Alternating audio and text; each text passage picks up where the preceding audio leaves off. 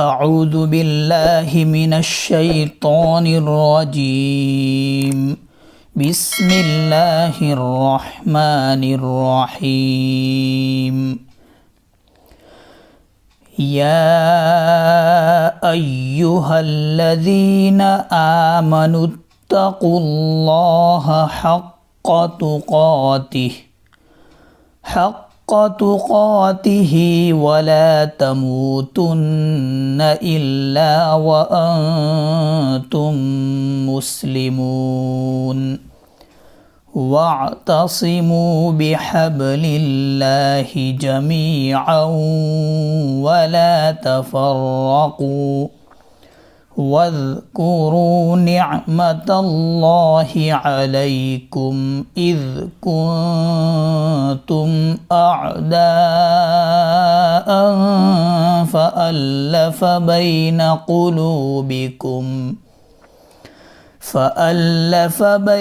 قلوبكم فأصبحتم بنعمته إخوانا وكنتم على شفا حفرة من النار فأنقذكم منها. كذلك يبين الله لكم آياته لعلكم تهتدون. ولتكن منكم أمة يدعون إلى الخير ويأمرون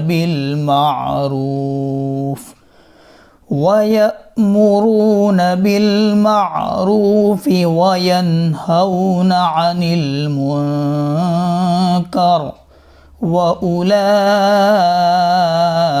هم المفلحون. ولا تكونوا كالذين تفرقوا واختلفوا من بعد ما جاءهم البينات وأولئك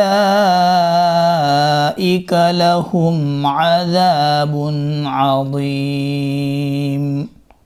يوم تبيض وجوه وتسود وجوه فأما الذين اسودت وجوههم أكفرتم بعد إيمانكم فذوقوا العذاب بما كنتم تكفرون.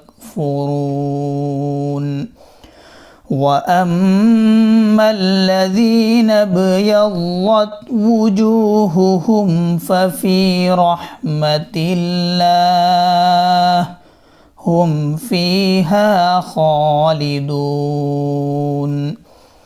تلك آيات الله نتلوها عليك بالحق وما الله يريد ظلما للعالمين. ولله ما في السماوات وما في الأرض وإلى الله ترجع الأمور. صدق الله العظيم.